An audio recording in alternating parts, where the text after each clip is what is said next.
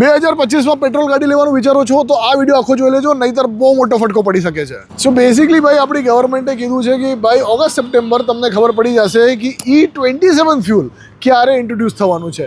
હવે અત્યાર સુધી તો આપણે E20માં ફાઇટ કરી રહ્યા હતા, બટ હવે E27 ફ્યુલ પણ આવવાનું છે. સો હવે તમારી 2022થી જૂની ગાડી હોય તો E20ના સ્ટ્રગલ્સ તો તમને ઓલરેડી હતા, રસ્ટ લાગવાનું ચાલુ થઈ ગયું હતું, તમારે એવરેજ ડાઉન થઈ ગઈ હતી, બટ હવે E27 આવી ગયું છે. એટલે કે તમે જો અત્યારના ગાડી લઈ લો ને જો E27 કમ્પ્લાયન્ટ નહીં હોય તમારી ગાડી, તો એ પ્રોબ્લેમ તમને નવી ગાડીમાં પણ ફેસ થઈ શકે છે. તો જો હવે તમે એક નવી પેટ્રોલ ગાડી લેવાનું વિચારો છો આવનારા મહિનાઓમાં 2025ના, તો ઓગસ્ટ સપ્ટેમ્બર યા ઓક્ટોબર સુધી રાહ જોઈ જોજો, કેમ કે ગવર્મેન્ટનો ઓફિશિયલ ડ્રાફ્ટ આવશે જ્યાં એ લોકો સ્ટેટ કરશે કે E27 કમ્પ્લાયન્સ જારી થઈ ગયું છે.